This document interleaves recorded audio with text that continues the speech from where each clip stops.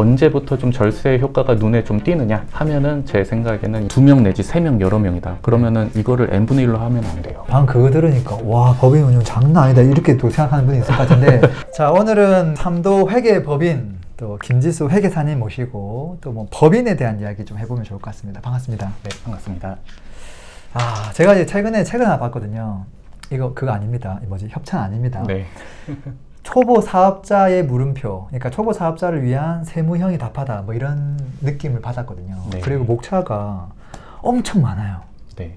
그래서 야, 내가 평소에 궁금했던 것들이 FAQ 형태로 전부 다 들어가 있더라고요. 야, 사실 제 주변에도 법인에 대한 호기심을 가지고 있는 분들이 대단히 많거든요. 네. 왜냐면 이게 막연한 세계다 보니까 이해도가 제로거든요. 네. 그래서 좀 그분들을 위한 질문을 좀 하고 제가 그분을 대신해서 네. 조금 이제 아무래도 이쪽 관련해서 오랫동안 일을 하셨으니까 너무 쉬운 질문일 수 있겠지만 네. 조금 쉽게 설명해 주시면 좋을 것 같습니다. 네, 알겠습니다. 지금 회계사님이 지금 이 업종을 몇 년 동안 하신 건가요? 지금 이제 한 10년 정도 됐습니다. 10년이면 사실 이 바닥을 웬만큼 다 안다고 얘기할 수 있잖아요. 네네, 그렇죠.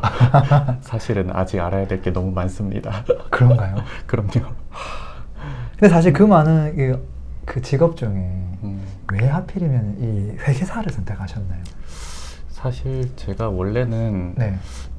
이과생이었는데 아, 네. 근데 회계를 원래 주식하려고 처음에 관심을 갖다가 이게 뭔가 공부를 해보고 학교에서 이제 수업을 들어보니까 재밌고 쉬운 거예요. 와, 네, 그래서 이거는 하면은 무조건 재밌게 이제 좀 뭐랄까 도움도 되고 좀 잘 할 수 있겠다. 약간 이런 확신이 있어가지고 네. 네, 회계사를 하게 됐습니다. 야, 그냥 해보니까 쉽고 재밌어가지고 회계사 하는 것도 처음 보네요. 야, 진짜 어려운 건데. 사실 뭐 이게 세무도 있고 회계도 있긴 하잖아요. 네네. 뭐 약간 다르기도 하지만 겹치는 것도 많고. 근데 그것들 중에서 굳이 또 회계를 선택한 이유가 있나요? 회계는 이제 기본적으로 되게 다양한 정보를 숫자로 되게 직관적으로 보여주는 것도 있고 네. 물론 이제 세금 이런 것도 굉장히 재밌는 분야여서 많이 하지만 네. 네, 회계와 또 이런 이제 재무 관점도 있지 않습니까? 네. 네. 그래서 이제 뭐 기업의 가치를 평가를 하는데 이제 장부를 보고 이 회사가 얼마만큼의 가치일까? 그러니까 이런 것들이 좀 더 재밌었던 것 같습니다. 그러고 보니까 주식 투자할 때 그게 핵심이네. 그렇죠. 아, 그래서 이게 그걸 또 간 것도 있구나. 네. 그리고 이게 회계 장부를 보다 보면은 이 회사가 이제 잘 운영이 되고 있는 건지 네. 또는 이제 어떤 좀 문제가 있는 상태인지 그런 리스크 진단도 어느 정도 이제는 뭐 공시된 재무제표 보면은 다 좀 볼 수 있거든요, 쉽게. 그렇죠. 그 회계사님이 그걸 쉽게 못 보면 저 같은 사람은 봐도 이해가 전혀 안 된다는 소리니까 당연히 쉽게 이해가 돼야 되겠죠. 네. 자, 그러면은 사실 지금 많은 분들이 보통 이제 사업을 이제 시작하실 때 항상 개인 사업자를 해야 되냐, 법인을 해야 되냐, 이거 가지고 고민하는 분들이 많은 것 같아요. 그걸 네. 뭐 선택하는 기준 같은 게 있을까요? 일단은 그거를 기준을 이제 살피려면은 이게 장단점을 대략적으로 생각을 좀 해봐야 되는데 네. 법인 같은 경우는 일반적으로 좀 뭔가 잘 모르죠.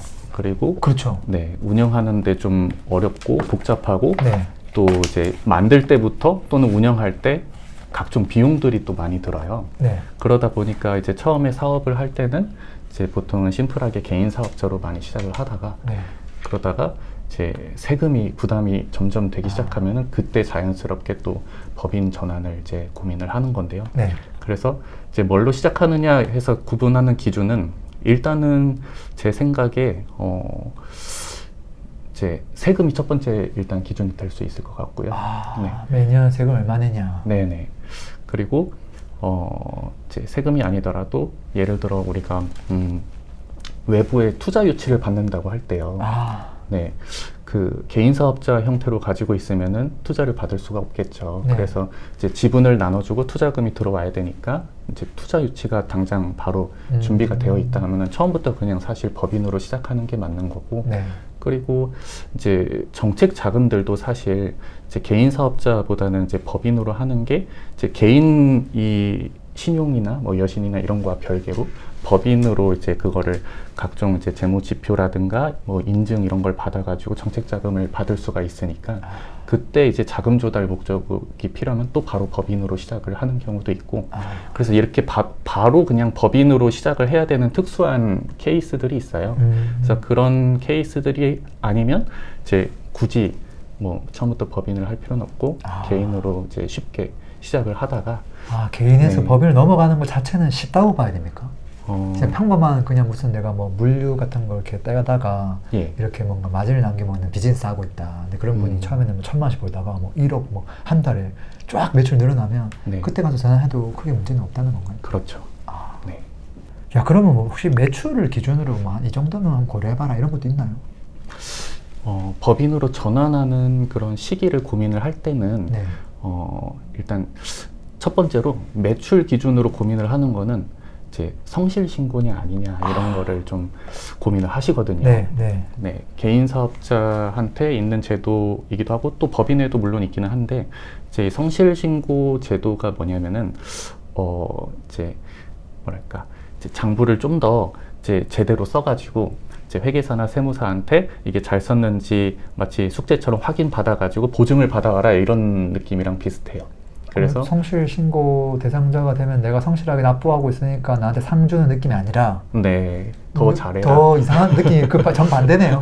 네, 좀 더 이제 투명하게 잘 이제 좀 신고를 해야 된다라는 거죠. 그게 이제 일정 수준 매출 규모를 넘어가게 되면은 네. 이제 성실 신고 의무가 생기거든요. 그게 기준이 있어요? 그 네. 법적인 기준이? 이게 이제 업종에 따라서 조금 다른데 예를 들어 뭐 도소매업이나 네. 뭐 이제 부동산 매매업 이런 거는 이제 매출 기준으로 15억으로 네. 보고요. 네, 그리고 뭐 제조업, 그리고 뭐 음식점업 이런 곳들이 7억 5천. 조금 낮구나. 네. 네. 그리고 이제 서비스업 같은 것들, 네. 부동산 뭐 임대업 네. 이런 게 5억입니다. 네. 그래서 그 매출 기준으로 봤을 때 성실 신고를 되게 부담스러워 하시는 분들이 또 계세요. 그래서 그러면 이제 성실 신고 대상자가 이미 되면은 법인으로 전환해도 성실 신고를 계속 또 3번은 해야 되거든요. 그러니까 아예 성실 신고 매출액을 좀 기억하고 있다가 내가 뭐 예를 들어 15억이든 7억 5천이든 5억이든 될 것 같다. 그럼 이제 좀 사전에 미리 법인으로 전환하는 거를 고려를 할 수도 있는 거죠. 그리고 네. 이게 매출액뿐만 아니라 사실 제일 중요한 기준은 순이익입니다. 그렇겠죠. 사실은 네네네. 그렇겠죠. 그 세금이 매출에 매기는 게 아니라 네. 이제 결국에 남긴 돈에 대해서 이제 세금이 과세가 네. 되는 네. 거다 보니까 네. 뭐 예를 들어서 그냥 뭐 100억 매출을 하더라도 그냥 이제 99억을 비용을 다 쓴다면 남는 네. 게 없으면 세금이 사실 없잖아요. 그렇죠. 네. 그래서 보통은 이제 그 순이익 남는 걸 기준으로 삼을 때는 저는 2억 정도 되면은 그래도 법인으로 전환을 좀 많이 추천을 하는 편이에요. 야, 이 명쾌하다. 네. 이것저것 다 벌고 뭐 쓰고 했는데 한 2억씩 남는다고 하면 그때부터는 네. 좀 고민을 해봐야 된다. 네네. 왜냐하면은 이게 네. 사실 고려할 게 굉장히 많거든요. 이게 그러네요. 법인 전환할 때 이제 그 단순히 그냥 소득세 세율이랑 뭐 법인세 세율이랑 이게 다 이제 많이들 아시겠지만 법인세 세율이 훨씬 낮거든요. 근데 단순히 그것만 따질 게 아니라 이제 법인의 그 급여를 안 가지고 하고 유보시키면 나중에 결국에 그 배당으로 개인 네. 자금화를 해야 되니까 그때 또 세금이 나가게 되잖아요. 네네네. 네, 그런 것들을 다 전반적으로 고려했을 때 언제부터 좀 절세 효과가 눈에 좀 띄느냐 네. 하면은 제 생각에는 2억 정도인 것 같습니다. 그 정도 볼륨은 나와줘야 뭐 조금 절세 효과가 있을 수 있다. 네. 야, 지금 질문한 게 한 100개 정도 되는데 한 개 했거든요. 그러니까 이제 지금 법인을 만들기 전에 사람들이 궁금해하는 것들을 제가 지금 대신 다 물어봐줘야 되거든요. 네네. 그래서 야, 지금 내가 뭔가 사업을 조그맣게 하고 있는데 이걸 법인을 할까 말까 이거 하나 물어본 거거든요. 근데 왠지 법인을 만들면 안 좋아지는 게 한 10가지 이상 생기는 거 아니야? 이런 두려움이 있단 말이에요. 뭐 예를 들면은 쓸데없는 비용이 많이 발생할 것 같은 느낌? 네. 그런 건 좀 없을까요? 쓸데없는 비용. 뭐 예를 들면 기장료가 올라간다거나 네. 아니면 신고를 여러 번 해야 된다거나 아니면 개인으로 받을 때는 내 통장을 받는 느낌인데 네. 절로 가니까 그쵸. 뭐 그런 느낌부터 해가지고 뭐 마치 자기가 피해보는 듯한 느낌? 그런 분들한테 이걸 어떻게 설명해 줘야 될지. 제약이 많이 따르는 거는 사실 어쩔 수가 없습니다. 네. 제약은. 특히나 이제 법인이 정말 갑자기 굉장히 불편하게 느끼실 분들은 일단 이제 개인 사업자를 오랫동안 하시면서 이제 내가 번 돈을 내가 쓰는 거에 익숙하신 분들은 갑자기 법인 만들어서 법인 계좌에 이제 차곡차곡 쌓여 나가 있는 돈이 본인 돈 같거든요. 네. 그래서 이제 법인에 있는 것과 이제 개인이 가지고 있는 거를 구분을 하는 게 이제 명확하게 있어야 되는데 일단 그거를 잘 못해서 이제 피해가 생기는 것들이 사실 상당합니다. 네. 그래서 그런 부분도 당연히 있을 거고 법인에 있는 자금을 가지고 오려면은 또 한 번 뭐 이제 근로소득 네. 이런 이제 근로소득으로 보통 대표님들도 이제 급여 형식으로 가져오다 보니까 이런 소득세 같은 경우도 내야 되고 뭔가 또 배당을 한다고 해도 배당에 대한 소득세도 필요하고 하지만 이렇게 이제 여러 가지로 쪼개가지고 생각을 할 수가 있는 게 또 장점이거든요. 역으로. 네. 그러니까 세금이라는 게 뭐 예를 들어 부가세 그냥 뭐 단일 10% 이렇게 되어 있는 게 아니라 이제 소득세 같은 경우나 뭐 법인세 같은 경우나 다 이게 누진세율로 이렇게 되어 있잖아요. 그러다 보니까 이거를 이제 소득을 좀 종류를 쪼개거나 네. 예를 들어 뭐 이제 근로소득이랑 배당소득이랑 뭐 퇴직급여 뭐 이런 식으로 쪼갠다던가 네. 아니면은 기간을 쪼갠다던가 네. 뭐 예를 들어 배당은 다음에 해도 되니까. 네, 네, 네. 그러니까 이렇게 이제 쪼갤 수가 있기 때문에 세금을 많이 세이브를 할 수 있는 거거든요. 네. 그러니까 그만큼 법인은 잘 활용하면은 세금을 세이브할 수 있는데 반대로 이거를 모르고 그냥 내 돈처럼 막 사용을 하면은 이제 점점 문제는 커지죠. 네. 그럼 뉴스에 나올 수 있겠네요. 요즘 뭐 그런 거 많이 나오던데. 그 다음에 또 조금 쉬운 질문 중에 하나인데요. 네. 그 법인 설립해서 아무래도 이제 임차 또는 어떤 자기만의 사무실 공간을 확보하는 분들이 많잖아요. 네. 이제 그랬을 때 아직 지금 법인을 설립하기 직전이에요. 네. 근데 사무실이 구하고 있어요. 그랬을 때 법인을 먼저 세워야 되냐, 아니면 사무실 계약부터 먼저 해도 되냐. 이 정말 간단한 거지만 또 여기 저 책 내용에도 있더라고요. 네. 어떻게 대답하실 수 있어요? 일단은 법인 설립 등기, 그러니까 법인을 탄생시키려면은 이제 주소가 필요하거든요. 그렇죠. 그렇죠. 네. 그래서 그 주소를 가지려면은 임대차 계약을 해야 되는데 그렇죠. 아직 법인이 없잖아요. 없죠. 그러니까요. 이게 알이 먼저냐, 닭이 먼저냐 이게. 네. 그래서 어쩔 수 없이 이제 대표자분께서 개인으로 이제 임대차 계약을 하세요. 네. 그런 다음에 그걸 가지고선 이제 그 예를 들어 법률 사무실 같은 곳에 하면은 거기서 이제 자료를 취합해가지고 설립 등기까지 나오죠. 그러면은 이제 그 주소지로 법인 설립 등기는 나오는데, 네. 문제는 이 보통 대표님들께서 사업자 등록을 하러 세무서를 가실 때 그때 그냥 기존에 작성해 놓은 임대차 계약서 있잖아요. 이제 개인이랑 그 임대인과 작성해 놓은 그 계약서를 가지고 그냥 간단 말이에요. 그러면은 사업자 등록이 나오지가 않아요. 맞네요. 네. 그게 이제 반드시 법인 명의로 또 사업자 등록, 아니 임대차 계약서가 되어 있어야 하거든요. 네. 그러다 보니까 다시 써야 돼요. 네. 법인이 일단 설립 등기돼서 나오면은 그 법인이 사업자 등록은 또 하기 전이니까 사업자 번호는 또 없어요. 그래서 보통 어떻게 하냐면은 네. 그 법인 상호랑 법인 등록번호가 있잖아요. 네. 그거를 이제 마치 주민번호랑 이제 이름처럼 써가지고 임대차 계약서를 다시 쓰는 거예요. 네. 그렇게 해서 이제 법인 명의로 다시 제작성한 임대차 계약서를 가지고 세무서를 방문을 다시 해야 이제 그제서야 사업자 등록증이 나옵니다. 야, 근데 이걸 점을 찍으면 정확하게 찍히겠는데요. 먼저 법인을 뭐 만드는데 계약은 어쨌든 대표자가 먼저 하니까 듀얼로 갈 수도 있겠네요. 그렇죠. 초반에는. 네네. 근데 어쨌든 나중에 이 임차 계약서는 꼭 변경하는 작업을 하긴 해야 되겠네요. 네, 그렇죠. 법인으로. 네. 그래야 사업자 등록증이 나오니까요. 네. 이해됐습니다. 자, 그러면 좋아요. 법인을 만들 때 혹시 돈이 많이 필요하진 않나요? 자본금을 보통 얼마 정도 하는 걸 적당하다고 말씀을 하세요? 일단은 제약은 없어요. 우리 상법상에 이제 자본금을 얼마만큼 해야 된다라는 의무 규정은 사실 없는데 예전에는 로파는 지금 많이 완화됐죠. 네. 그래서 아예 일단은 뭐 그냥 사실 너무 작게 하면은 이제 세무서에서 사업자 등록이 안 될 수가 있으니까 그래도 한 돈 100만 원은 해야죠. 아무리 적어도. 아니면은 뭐 SPC 같은 경우에는 뭐 진짜 10,000원, 뭐 50,000원, 100,000원, 뭐 10만 원 정도로 하는 경우도 있고 막 그래요. 그러니까 자본이 정말 필요 없는 SPC 같은 경우에. 근데 반대로 이제 또 뭐 건설업이라든가 네. 아니면은 특정 공사와 관련된 그런 곳들이 그 관련 법률에서 그 이제 자본금을 의무로 어느 정도 해라라고 네. 하는 게 있어요. 네. 네.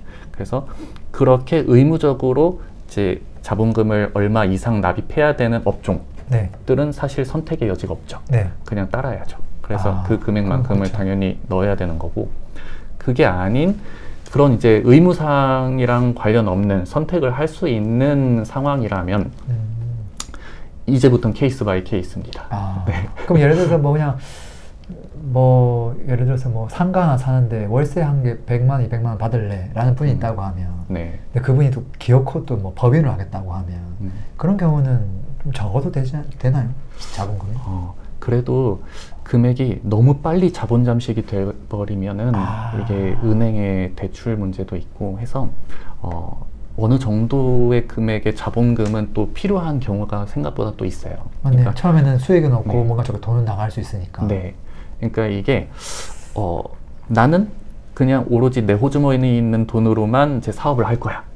뭐까짓 거 뭐 이제 자본 잠식 뭐 아무리 돼도 그냥 운영비 부족하면 내가 계속 법인에 돈 빌려준 다음에 그걸로 운영하고 나중에 잘 되면은 상환하지 뭐. 네. 약간 이렇게 생각을 하시면 자본금이 사실 클 필요가 없어요. 왜냐면 자본금이 많아봤자 이제 뭐 등록면허세도 낼 거고, 그리고 자본금으로 법인에 넣은 돈은 나중에 빼기도 쉽지 네. 않고. 네. 그렇다 보니 이제 오로지 내 돈으로 사업하겠다라고 하면은 이제 또 이제 다른 차원의 고민이고, 근데 최소한 대출을 받겠다. 네. 아니면은 뭐 스타트업 같은 경우에 정책 자금 많이 받거든요. 뭐 그렇죠. 기술 보증 기금이나 아니면은 신용 보증 기금 같은 그런 이제 보증을 받는 정책 자금이라든가 이런 것들은 뭐 부채 비율이다 아니면은 자본 잠식이다 이런 것들을 굉장히 많이 살피기 때문에 어느 정도의 자본은 충분히 확보를 하고 시작하는 게 좋고, 그 다음에 그래서 결국에 내가 자본 잠식이 되지 않게 버텨야 될 시간을 저는 좀 계산을 해보라고 하거든요. 처음에. 그래서 이제 어느 정도 버텨내야 이거를 이 버티는 동안에 정책 자금으로 또 자본 충당하고 투자 유치해서 또 자본 충당하고 이러면서 자본을 계속 이제 관리를 할 수가 있게 되는 거죠. 네. 네. 이건 어떨까요? 그거 할 때 항상 또 뭐 지분 같은 거 따지잖아요. 네. 좀 뭐 어떻게 하라고 말씀하세요? 참 어렵긴 한데 어떤 분들은 뭐 가족을 넣으려고 하는 분도 있고 어떤 분들은 뭐 동업을 하다 보니까 네네. 뭐 4분의 1 해가지고 하는 분들도 있고 진짜 난잡하거든요. 네, 그렇죠. 이게 지분 구조가 생각보다 굉장히 중요합니다. 그래서 그리고 법인을 앞으로 어떻게 운영할 법인인가, 이 네. 법인이 정체성 정체성에 따라. 어떻게 할 거냐에 따라서 또 달라요. 그러니까 그래서 제가 처음에 이제 그 예를 들어 상담을 하게 되면 이제 꼭 여쭤보는 게 이 법인을 가지고 그냥 안정적으로 가족법인처럼 이익을 내면서 이제 꾸준히 이제 그 좀 키우려는 목적이냐, 아니면은 빨리빨리 투자 받아서 어떤 이제 사업 모델을 가지고 말 그대로 스타트업처럼 네. 쭉쭉쭉쭉 키워가지고 이제 뭐 엑시트든 매각이든 할 생각이냐라고 했을 때 조금 고려할 게 달라집니다. 저도 사실 물어보고 싶어요. 저는 크게 세 가지 물어보고 싶거든요. 네네. 아무래도 제 채널은 투자에 대한 관심이 많기 때문에 뭐 꼬마 빌딩을 매입하거나 뭐 그럴 때 법인도 많이 설립하고 네. 겸사겸사해서 이렇게 부동산을 엮여가지고 생각하시는 분들이 많긴 하거든요. 그래서 그 목적에 있어서 투자가 좀 중요한 분들 이 1번 케이스고요. 두 번째는 이제 진짜 소소하게 사업을 좀 해나가는 분들. 요즘 뭐 스마트 스토어도 많이 하고 하시니까 네네. 이제 그런 거 하는 분들. 마지막에는 진짜 뭔가 투자 유치도 받고 뭔가 스타트업처럼 그렇게 하는 분류. 거기에 따라 지분들이 좀 달라져야 되지 않을까 싶은데요. 맞습니다. 일단 스타트업을 이제 제가 좀 많이 하고 있으니까 이제 항상 드리는 얘기는 공동 창업자나 이런 친구들이 같이 뭔가 있는 경우가 있잖아요. 있죠. 예를 들어 이제 좀 기획하는 사람, 있죠. 아니면 개발자, 있죠. 꼭 이 둘은 또 조합이 또 있거든요. 있죠. 그러니까 저 같은 경우도 예를 들어 창업을 생각을 하면은 개발하는 동생한테 연락한단 말이에요. 그런 것처럼. 근데 이렇게 예를 들어 2명 내지 3명 여러 명이다. 그러면은 이거를 n분의 1로 하면 안 돼요. 그건 일단 확실하네요. 네. 일단 무조건 대표한테 70% 지분 이상을 몰아줘야 됩니다. 일단. 네네. 그게 이유가 그럼 그 있어요. 관계가 파토가 안 나요? 이게 생각보다 그게 더 공정할 수 있어요. 이게 사업을 처음 해보니까 이걸 몰라서 이게 불공정한 거 아니야라고 생각을 할 수가 있는데 오히려 그 이제 법인을 또 운영을 많이 해보셨으니까 아실 수도 있는데 사실 대표가 책임지는 것들이 굉장히 많아요. 네. 뭐 대출을 받더라도 사실 뭐 연대보증으로 들어가기도 하고요. 그리고 투자 유치를 받는다고 하면은 꼭 그 최대 주주가 이해관계인으로 들어가서 같이 법인이랑 책임을 지게 됩니다. 네. 그러니까 뭔가 문제 생기면은 내 지분을 사줘. 근데 회사에 돈이 없어? 그러면 대표 당신이 내 거 사줘. 이렇게 될 수가 있는 거거든요. 그러니까 어마어마한 사실 책임을 지면서 스타트업을 끌고 가는 거예요. 그리고 엑시트도 못해요. 예, 다른 이제 그 이인자들은 뭐 예를 들어 구주 매각을 한다든가 중간에 아니면은 뭐 나중에 상장을 한다든가 했을 때 지분을 털고 이제 뭐 갈 수가 있는데 근데 이제 대표분은 묶여가지고 근무를 의무적으로 해야 된다라든가 또 경업에 대한 어떤 그런 게 금지된다라든가 그러니까 각종 제약들이 상당히 많아서 이런 것들을 충분히 이제 논의를 하고 이제 그 70% 이상을 또 가져가야 된다라는 그런 것들을 이제 역할을 좀 분배를 하면서 지분 구조를 설정을 하는 거고 그리고 70% 이상이 되어야만 이제 투자를 계속 받는 과정에서 지분이 계속 희석이 될 거잖아요. 처음에는 70%로 시작을 하더라도 나중에 뭐 시리즈 A, 뭐 B, C, 프리 IPO 뭐 이렇게 해서 상장 전 단계까지 만약에 갔는데 지분이 너무 그냥 이제 뭐 적으면은 또 별로 이제 좋진 않거든요. 이제 상장 심사할 때나 그럴 때 이제 딱 그 중심을 잡고 있는 한 분이 또 필요한 터라 그렇게 이제 지분을 70% 이상으로는 가지고 시작해야 된다, 스타트업은. 이해했습니다. 이거 확실히 이해했습니다. 그러면 조금 작은 사업은 어때요? 진짜 요즘 작게 사업하시는 분들 많거든요. 그쵸. 그럴 경우에는 대표분이 저는 50%를 가지는 거를 조금 추천합니다. 그럼 나머지 50%는 누가 가져요? 그러니까 그 이상, 50% 이상. 이상. 네네. 그러니까 50%의 기준을 왜 이제 하느냐? 이제 청년인 분들이 있어요. 많죠. 네, 청년 창업자들이 요즘에 많이 있잖아요. 그래서 이 청년 창업에 대한 이제 지원도 많더라고요. 네. 근데 그 청년 창업 기업에 대한 세액 감면이 되게 이제 큰데, 근데 그 청년 창업이 되려면은 그 대표자분이 제일 많이 지분을 가지고 있어야 그 세액 감면 혜택이 있어요. 물론 이제 감면 혜택이 있는 업종이 있고 없는 업종이 있는데 예를 들어 우리가 그냥 당장 그 예를 들어 온라인 쇼핑몰 뭐 이런 것만 하더라도 이제 통신 판매업으로 해가지고 그 감면 업종에 해당이 되거든요.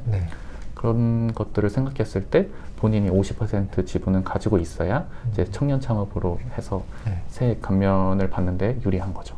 그럼 마지막에 뭐 건물 투자라든지 뭔가 수익형이라든지 투자 위주의 법인을 운영할 사람들은 설립을 처음에 어떻게 하는 게 좋을까요? 지분을? 그때는 사실 정하기 나름인 것 같습니다. 그때는 다른 제약이 없거든요. 그러니까 예를 들어 부동산 투자에 대해서는 이런 이제 창업 중소기업 감면 이런 게 그 업종에는 없어요. 그렇겠네요. 네. 그래서 이제 또 뭐랄까 이제 주주분들에 대한 어떤 신용도 같은 경우도 대출을 하는 은행에서 또 보기도 하고 그렇기 때문에 이제 지분을 뭐 굳이 누구 한 명한테 몰거나 할 요인이 별로 없는 거죠. 보통 이제 뭐 가족끼리도 많이 하더라고요. 네네. 그거는 좀 권장하시는 편이에요. 어때요? 가족 기업 뭐 싸우지만 않는다면은 이제 추천하죠. 네. 뭐 이제 뭐 배우자랑 뭐 자제분들 이렇게 넣어가지고 자녀분들 넣어서 많이들 하시죠. 그는 괜찮은 전략으로 봐야 될까요? 네. 왜냐하면은 이게 일단 세금 측면에서 이 부동산 투자를 해가지고 결국에 뭐 임대료나 이런 걸로 이제 법인의 수익이 쭉쭉쭉쭉 생기는데 이 부동산과 관련해 가지고는 사실 비용을 털 게 생각보다 별로 없습니다. 네. 그래서 예를 들어 뭐 부동산 임대에 대한 이제 수익이 계속 창출되는데 그 수익과 관련 있는 사업 비용이 그렇게 뭔가 다이나믹하게 많지는 않겠죠. 그렇죠. 특히 부동산이 많지 않죠. 그렇죠. 그러니까 이제 고가 차량 타면은 막 이제 업무용이냐 아니냐 했을 때 문제 삼고 막 이러는 게 그 네. 비용을 쓸 수 있는 게 생각보다 그렇게 많지 않다 보니 이제 또 배당을 하는 경우가 네. 많이 있거든요. 이익이 네. 쌓인다 그럼 배당을 하자.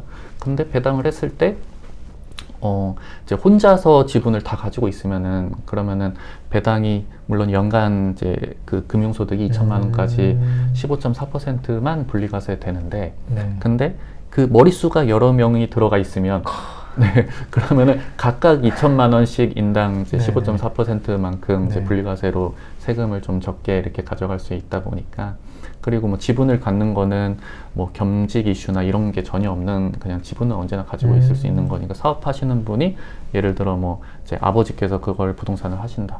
그러면은 자녀가 뭐 학생이든 아니면은 뭐 학교 선생님이든 네, 어차피 네. 그건 상관없다는 경험이 그렇죠. 아니라는 거예요. 그렇죠, 그렇죠.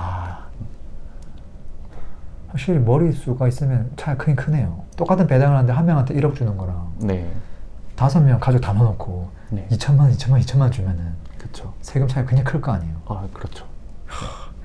그럼 사실 이제 법인을 만들고 나면 사람들이 계속 생각하는 게 그 다음 질문이 돈을 뺐어야 되는데 네, 어떻게 뺐을 것이냐. 그래서 맨날 물어보는 질문이 뭐 대표이사가 급여를 어떻게 해야 됩니까? 이렇게 물어보기도 하고. 네네. 왜냐면 또 그 사람이 또 다른 직업을 갖고 있는 경우도 있고 심지어. 네, 그리고 그 외에 또 어떻게 돈을 써야 됩니까? 그러다 보니까 뭐 카드는 어디까지 써야 됩니까? 뭐 이런 질문 많이 하거든요. 급여랑 좀 지출에 대한 얘기 좀 해주시면 좋을 것 같아요. 네. 일단은 급여는 네. 이제 가장 기본적으로 대표이사 임원은 상법상 주주총회에서 정한 그 한도 내에서 급여를 가져가야 되니까 이제 주주총회에 따른 그 한도가 일단 필요하고요. 그리고 이제 상여 같은 거는 또 지급 규정이 필요하거든요. 네. 네. 이게 그 대표자는 근로기준법에 따른 근로자가 아니잖아요. 그렇죠. 그러니까 이제 그런 정관이라든가 뭐 이사회라든가 주총이라든가 이런 이제 기구들을 통해서 이제 그 정해지게 되는 거거든요. 네. 그래서 그런 이제 외형을 꾸며 놓는 게 일단은 첫 번째로 기본적으로 필요한 거고. 야, 근데 방금 그거 들으니까 와, 법인 운영 장난 아니다 이렇게 또 생각하는 분이 있을 것 같은데 사실 그것도 그냥 그 맡기는 분들한테 의뢰하면 다 해주는 거죠. 가이드도 주고 사실. 네네네. 그렇죠. 이런 간단한 의결은 뭐 주총 의사로 아마 구글링해도 많이 있을 것 같아요. 네. 그래서 이런 게 하나가 있을 거고 그런 이제 외관을 다 갖춰놨으면은 그러면 내가 급여를 얼마를 책정을 해야 되느냐라는 거를 좀 결정을 해야 되는데 뭐 급여를 가져가겠다라고 고민을 하는 거는 법인에 일단 돈이 있다는 얘기인데 만약에 돈이 없는 단계에서는 그럼 어떻게 해야 되느냐 하면은 일단은 그 대표는 뭐 최저임금 이런 거 없거든요. 그냥 무보수로 가면 됩니다. 그럼 돈을 안 받고 그냥 안 주고 그냥 가만히 있으면 된다는 네, 거예요? 가만히 있어도 상관이 없고요. 근데 만약에 이제 본인이 그런 경우 되게 많아요. 그러니까 부업으로 부동산을 좀 투자를 하시면서 법인을 만드는 경우가 있잖아요. 네. 근데 이런 분들은 이제 또 뭐 은퇴를 했어. 예를 들어 은퇴했다. 뭔가 그 본업을 하시다가 그러면은 재산이 좀 있으시잖아요. 아, 있죠. 네, 그럼 뭐 차든 뭐 집이든 그러면은 있죠. 이 건보료 부담이 상당하거든요. 커지죠. 네. 그럴 경우에는 이제 법인의 뭐 꼭 뭐 자금이 충분하지 않더라도 아주 소액으로 뭐 50에서 100만 원 정도라도 이제 급여 처리를 하면은 직장 가입자가 되거든요. 네. 네. 그러면은 이제 건보료를 조금 세이브를 할 수가 있죠. 그래서 그게 이제 두 번째 고려할 사항이 이제 건보료였고, 자, 세 번째로 이제 진짜 돈이 생겼어요. 아, 진짜 법인에 돈이 있어요? 네, 법인 돈이 드디어 나왔습니다. 네. 스타트업은 한 단계가 더 있어요. 스타트업은 그 전에 지금 무보수, 그 다음에 이제 건보료 네. 이렇게 생각을 했는데 세 번째 아직 흔히 이제 스타트업 용어로 데스밸리라고 하죠. 이게 아직은 이제 그 우리 사업 모델로 이제 흑자 전환을 하기 전인데, 근데 투자는 계속 들어온단 말이에요. 근데 투자금을 받았는데 돈이 들어왔는데 이걸 이제 급여를 처리를 받을 건가 말 건가. 네, 그런 고민이 대표이사 고민 엄청 하겠는데요. 그렇죠, 있겠죠. 근데 이때는 너무 또 많은 급여를 책정을 하기는 그래요. 아직 투자한 사람 싫어하겠죠. 네, 그렇죠. 그래서 보통은 한 200, 300 수준? 누가 봐도 그냥 조금 적게 가져간다는 느낌을 이제 주네요. 네네. 200, 300 정도를 급여를 책정해서 이제 이 투자자를 위해 사업을 열심히 하겠다는데 그거 가지고 이제 엄청 막 뭐라고 할 투자자는 잘 없어요. 그렇죠. 네. 그러고 이제 드디어 돈을 벌었습니다. 그러면은 이제 얼마를 그러면은 책정을 하면 좋을까라는 고민을 또 하게 되는데, 예전에는 그 소득세율에 대한 압박, 부담 이런 것 때문에 이제 급여를 좀 많이 책정을 잘 안 하셨는데, 근데 요즘에는 이제 그 더 먼 미래를 봤을 때 이 법인의 급여를 제가 이제 조금만 책정을 하고 있으면은 법인의 이익이 나오고 있는데, 그럼 그 이익이 계속 쌓일 거잖아요, 법인에. 그렇다 보면은 이 잉여금이 점점 커지고 자본도 점점 커지니까 이거에 대한 이제 주식 가치가 높아지겠죠. 이제 그러면은 증여세가 많이 나오겠죠. 내가 사업을 중단을 한다라고 했을 때 그러면은 증여세도 많이 나고, 아니면 물려줄 사람이 없어서 그냥 이제 끝 하면은 법인에 있는 이제 자금들을 한 번에 이제 배당으로 가지고 오게 되면 어마어마한 이제 세금이 터지는 거죠, 나중에. 최고 세율을 그냥 무조건 받겠죠. 네. 그렇다 보니 이제 어느 정도 좀 이익이 들어오고 있을 때는 급여를 좀 올려가지고 받는 경우가 있는 거죠. 그래서 이제 저 같은 경우에는 법인의 이제 순이익이 남는 게 뭐 연간 그래도 한 2억 이상이 된다. 네. 그러면은 한 이제 연봉을 거의 1억 정도는 가져가도 1억이 또 남으니까. 네네. 괜찮다라고 생각을 해요. 네. 그 정도씩은 가져가줘야 된다. 네네. 어찌 보면. 네. 계속 되게 조금 가져가고 계속 남기는 것보다. 맞습니다. 그 관계들을 봐야 된다는 거네요. 네네.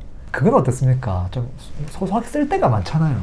예, 그렇죠. 근데 그 애매한 게 많더라고요. 이거 어디까지가 이게 도대체 회사에서 쓴 건지, 이게 경계선이.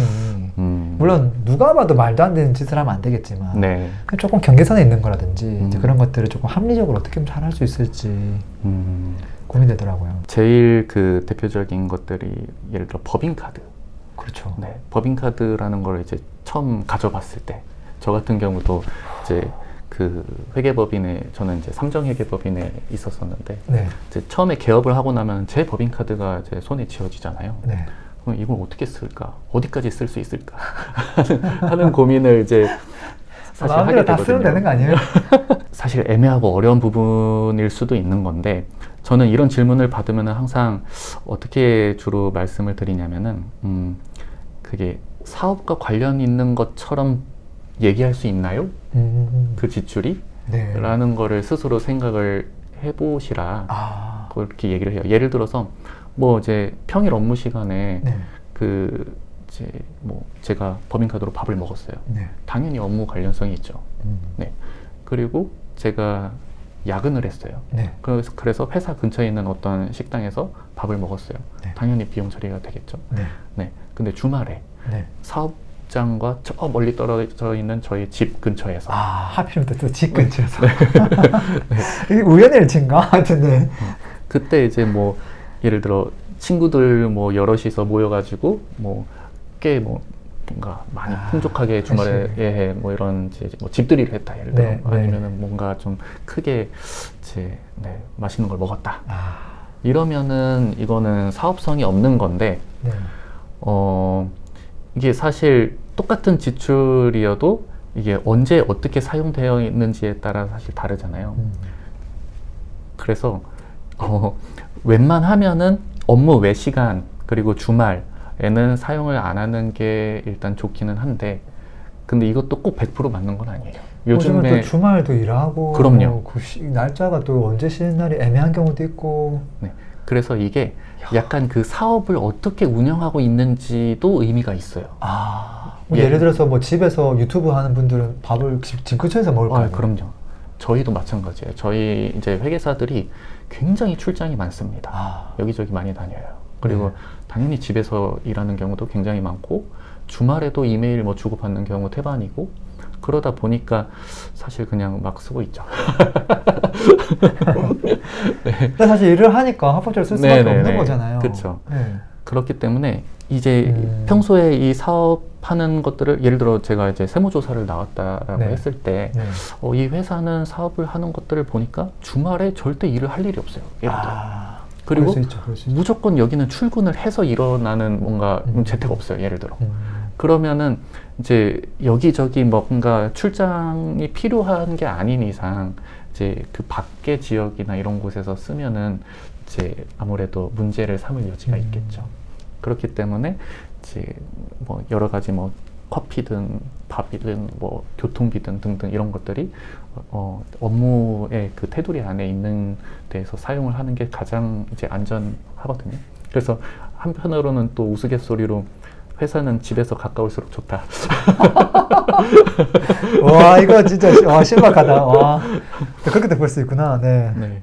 근데 혹시 진짜 이런 업종에서 카드를 쓰는 건 누가 봐도 좀 문제가 된다 그런 것도 있을까요? 저는 어떤 게 있었냐면 법인카드를 받았는데 네. 뭐 회사에서 필요한 이제 뭐 모나미 볼펜 10자루랑 뭐 지우개든 뭐 칼이나 이런 걸 한번 살 경우가 있잖아요. 네네. 근데 이게 문구점에서 사는 거는 괜찮을 것 같은데 요즘은 뭐 홈플러스나 이런 마트 가서도 그냥 구매하잖아요. 그렇죠. 근데 왠지 마트나 백화점 이런 데서는 쓰면 안 될 것 같은 생각이 강하게 있었거든요. 그래서 절대 그런 데서 안 써야지라는 게 있었는데 거기서 아무리 내가 볼펜을 산다 하도 회사에서 쓸 걸 산다 해도 네. 그걸 좀 문제가 될까요? 그게 업종들 그런 위치에서 쓰는 거 예를 들면 뭐 병원에 쓴다거나 뭐. 이게 누가 봐도 아닌 것들, 누가 네. 봐도 사적 경비로 보이는 그런 지출처는 네. 이제 안 되죠. 근데 그런 이제 백화점이든 아니면은 뭐 마트든 네. 이런 곳에서 필요한 사업에 필요한 비품 이런 거를 구매하는 경우가 있을 수 있잖아요. 네. 그때는 이제 영수증이 같이 필요하죠. 아, 영수증이 있으면 된다. 네네. 아, 그럼 쫄 필요가 없네요. 그렇죠. 뭘 샀는지 정확하게 나오니까. 네. 네. 이런 건 어떤가요? 뭐 자제분들 학원비를 써야 되는데 마치 자기 개발 교육비로 해가지고 막 뭐 쓴다거나. 그거는 사실 이제 임직원에 대한 복지 관련된 거거든요, 사실. 네. 네. 그래서 그냥 이제 뭐 예를 들어 대표자나 특정 그 임원의 자녀분만 뭐 카드로 이렇게 싹싹싹 결제를 해주고 있다거나 뭐 이런 경우는 이제 문제가 되죠. 근데 이제 동일한 어떤 혜택을 모든 임직원에게 주는 그런 이제 지급 규정이 이제 마련이 되어 있고 그거에 따라서 이제 집행을 하게 되면은 사실 비용 처리가 가능하죠. 네. 뭐 이렇게 뭐 건강 관리하라고 이제 헬스장 끊는 건 된다라거나 그렇죠. 이렇게 따뜻하게 정해주는 경우는 네네네. 자기 양심상 이게 회사랑 관련된 거다 하면 쓰면 되고 아니면 안 쓰는 게 맞긴 하잖아요. 그렇죠. 본인이 제일 잘 알죠. 본인이 제일 잘 안다. 예. 혹시 이건 어떤가? 이거 마지막 질문인데요. 그 상품권 구매. 이거는 어떻게 조금 조언을 해주시는 편인가요? 상품권 구매는 일단 구매할 때 반드시 법인카드로 구매를 해야 해요. 예. 이게 상품권을 사가지고 쓴다라고 하면은 그 목적이 이제 직원들한테 나눠주게 되면은 이제 이게 복리후생이 될 테고, 근데 이제 보통 뭐 누군가에게 이게 뭐 협력업체한테 주기도 하고, 그쵸, 뭐 다양하게 또 거래처에 거래처가 줄 수도 네. 있고 다양하긴 한데요. 네, 외부에 이제 쓰는 경우 그렇게 되면은 이게 보통 접대비가 될 확률이 높잖아요. 상품권을 살 때 이제 처음부터 목적을 가지고 살 수도 있지만 일단 사놨다가 이제 보통은 이제 거래처나 누구 이제 고객 관계나 등등 그럴 때 주는 경우가 좀 많기 때문에 그럼 접대비거든요. 이제 지금은 업무 추진비라고 계정명이 좀 바뀌긴 했지만 어쨌거나 접대비. 그러면은 접대비 같은 경우에는 개인 카드로 사면은 비용 처리가 원래 안 돼요. 네. 그래서 반드시 법인 카드로 구매를 일단 해야 되고. 그 첫 번째로 그 다음에 이걸 구매하면은 수불 관리를 사실 해야 돼요. 네. 어디도 나갔고 뭐. 네네. 그래서 상품권. 제가 왜 그러냐면 저 유튜브 멤버십을 하는데 네. 매달 그 퀴즈를 내거든요. 이분들한테 제가 선물 드리려고. 근데 선물 드리는 게 좀 까다롭다 보니까 네. 스타벅스 상품권 드리고 그다음에 치킨 치맥 상품권 드리고 그냥 맨날 그걸 보내고 있거든요. 근데 그거를 불특정 다수에게 매번 주다 보니까 이걸 누구한테 줬고 관리하는 게 쉽지는 않거든요. 근데 그게 전산을 통해서 나가는 거면은 그게 온라인에서 구매해가지고 이렇게 가죠. 네, 그 사람들한테. 그런 경우는 이제 사실 이제 소명이 되잖아요. 그러니까 이 수불을 관리해야 되는 목적 자체가 네. 이제 그게 개인이 사적으로 썼냐 아니면은 이제 진짜 언제 어딘가에 이제 업무와 관련해 가지고 고객사에게 이렇게 준 거냐라는 거를 사실관계를 좀 정리를 해서 이제 문제가 안 되게 소명할 목적인 거거든요, 사실. 네. 그래서 그런 것게 이제 그 사적으로 사용한 게 아니라 어딘가 이제 다 뭐 불특정 다수라고 하더라도 개인적으로 쓴 게 아니라는 게 온라인상으로 이제 소명이 된다면 문제가 안 생기죠. 야, 그럼 좀 잘하고 있네. 네. 온라인으로 보내고 있는 거 정말 잘하고 있네. 아, 그럼요. 왜냐면 개개를 만나서 줄 수는 없는 노릇이다 보니까. 네네. 근데 가끔씩은 강의할 때 제가 온라인 강의장에서 네. 삼부권을 몇 장 이렇게 준비해놓고 뭐 이렇게 멀리서 오신 분 하면서 제가 선물로 드리고 막 그러기도 하거든요. 네네네. 뭐 부산에서 왔다고 하고 막 그러니까 감사해서. 야, 근데 그때는 소명하기 쉽지는 않겠다. 그쵸. 그런 거를 정리를 좀 해두시는 게 좋죠. 네. 근데 금액 크지 않아가지고 사실 그렇긴 한데 나중에 쌓이면 문제가 될 수 있겠네요. 네. 야, 다 들으셨죠? 쌓이면 다 문제가 된다. 야, 어쨌든 지금 초보 창업자가 궁금해할 만한 것들은 제가 대신 거의 다 물어본 것 같아요. 그 다음에 이제 좀 막 멋지게 보이고 싶어하는 분들이 마지막에 물어보는 게 법인 차량 이거 어떻게 할까요? 이거거든요. 네네.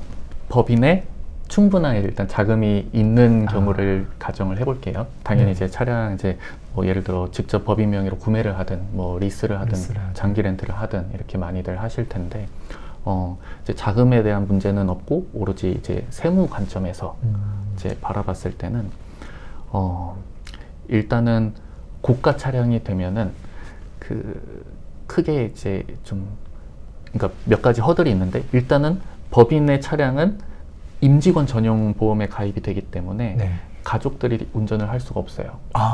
네, 예를 들어서 그냥 이제 그 부부가 같이 이제 운전을 원래 했었는데, 네. 근데 나 이번에 법인 만들었으니까 뭐 비용 처리도 할 겸 제 법인으로 이제 리스나 렌트를 할래라고 했을 때 그때는 이제 그 배우자 같은 경우에는 여기에 그 임직원으로 되어 있지 않는 한 이 차량, 법인 차량을 운전을 못 하는 거죠. 그거 되게 중요한 포인트네요. 네. 근데 그거를 많이 하잖아요. 그냥 씩 해가지고 와이프 당신 그냥 좀 편하게 써 이런 식으로 이게 지금 100% 문제가 되는 거예요. 네, 사고가 나면은 좀 보험에서부터 일단 문제가 될 수 있고 그리고 그걸 우회적으로 어떻게 또 하다가 보면은 나중에 세무적으로도 문제가 될 수가 있는 거죠. 그래서 임직원만 제 전용으로 이제 운전을 해야 되는 운전에 대한 제약이 있다는 게 첫 번째고, 그 다음에 그럼 전용 보험에 가입을 했다. 그럼 이제 연간 그 감가상각비 기준으로 이제 800만 원 네. 기준을 또 잡는 게 하나 있고, 또 감가상각비라는 거 말고 그 외에 이제 다양한 뭐 주차비, 기름값 등등 해서 차량 유지비를 다 합쳐서 1,500만 원 기준을 잡는 게 있어요. 네. 그래서 일단은 첫 번째로 1,500만 원이 넘어간다. 이제 사실 뭐 벤츠, BMW만 하더라도 넘어가거든요. 네. 그러면은 이거를 그 차량 운행 일지를 작성을 해야 돼요. 네. 네. 그래서 1,500만 원까지는 일지 작성을 안 해도 다 업무용으로 쓴 걸로 봐줄게 인 거고, 1,500만 원이 넘어가면은 그 이제 매년 연간 그 운행 일지를 작성을 해서 여기서부터 여기 거리는 업무용으로 쓴 거, 여기서부터 여기까지는 사적으로 쓴 거를 일지를 쫙 작성을 해야 돼요. 네. 그래서 업무용에 사용한 것만큼만 비용으로 인정을 해주게 되는데, 사실 현실적으로 이거를 다 작성을 하기가 네, 그래서 보통은 다 100% 그냥 업무용으로 작성을 합니다. 뭐 이런 얘기를 해도 되나요? 뭐 현실이 그렇다는 거잖아요. 네, 맞습니다. 네, 그냥 그 구분하기 너무 힘드니까. 제가 여태까지 세무조정 계산서라는 거를 엄청 많이 봤는데, 그거를 운행일지를 그렇게 디테일하게 구분해서 업무용, 비업무용으로 구분한 경우는 거의 보지 못했거든요. 네. 그래서 일단은 100%로 업무용으로 보고 이제 그 전체 다 비용 처리를 하는데, 그게 이제 1,500만 원 기준에 대한 의무사항. 네. 그 다음에 아까 말씀드린 감가상각비 개념의 800만 원. 요거는 뭐냐면은 차량을 취득하면은 이제 5년 동안 그 상각비를 이제 태우거든요. 네. 예를 들어 이제 4천만 원짜리 차다. 그러면은 나누기 5 하면은 연간 800만 원이 되잖아요. 그렇죠. 그래서 이제 800만 원에 대한 감가상각비가 이제 매년 5년간 이렇게 비용 처리가 될 텐데, 그런 감가상각비나 아니면 리스나 렌트를 하더라도 이 감가상각비로 보겠다라는 감가상각비 상당액이라고 표현하는 게 있어요. 그래서 이 감가상각비나 감가상각비 상당액을 합쳐보니 연에 800만 원이 넘어갔다. 그러면은 이거는 800만 원까지만 그 해 비용으로 인정을 해주고 800만 원이 넘어가는 비용은 밀려요. 다음 연도. 근데 다음 연도에도 당연히 또 밀리겠죠. 네. 그러면은 이제 예를 들어 상각이 다 끝나고 나서 그 이후부터 비용을 이제 비용 처리를 할 수가 있는 거고 리스나 렌트 같은 경우도 리스 렌트 기간이 뭐 3년에서 5년이면은 그 기간이 끝난 다음에 나머지 밀린 비용들이 그 또 800만 원 한도로 쭉쭉쭉쭉 이렇게 들어가는 거예요. 그래서 이런 이제 과정으로 세금 계산이 되는데 여기서 제일 문제가 되는 포인트는 바로 그 1,500만 원의 그 업무용이냐 아니냐가 가장 사실 문제예요. 그러니까 800만 원은 명확하고 그리고 어차피 지금 당장 비용 처리 안 돼도 나중에 비용 처리가 되는 거니까 이제 오케이인데 근데 이게 과연 이제 부동산 임대를 하시는 분이 뭐 람보르기니를 탔다. 네. 진짜 비싼 4억짜리, 5억짜리 네, 샀다. 네, 페라리 이런 것들을 이제 꿈의 차량 그런 거를 이제 뽑으셔가지고 타면은 이게 그 업무용이라고 소명하기 사실 어려워요. 이제 건물 임대를 하게 되면은 임대한 위치 그 부동산이라는 게 어디 움직이는 게 아니잖아요. 그러니까 어떤 곳에 딱 있는 거고 그러면은 임대가 이제 일어난다고 하면은 출퇴근 외에 사실 차량을 업무용으로 쓸 일이 별로 없거든요. 네. 그렇다 보니까 이게 이제 고가 차량을 이제 모든 100%를 다 업무용으로 썼다라고 했을 때는 이제 아무래도 일정 비율만큼 이제 조사를 받게 되면은 이제 부인되는 경우가 종종 있게 되는 거죠. 애초에 그냥 그 생각을 안 하면 되잖아요. 그쵸? 그쵸. 그냥 적당한 차 그냥 해가지고 그냥 적당하게 쓰면 딱 좋을 것 같은데. 그쵸. 항상 그쪽에도 꽂힌 분들이 가끔씩 있는 것 같아가지고. 맞습니다. 어쨌든 초보자가 실수할 수 있는 것들까지도 잘 짚어준 것 같습니다. 그 말씀하신 그 경계선을 왔다 갔다 하라는 이야기가 아니라, 맞죠? 네. 더 조금 낮은 기준으로 하면은 뭐 문제될 게 없지 않을까 그런 생각이 살짝 드네요. 네.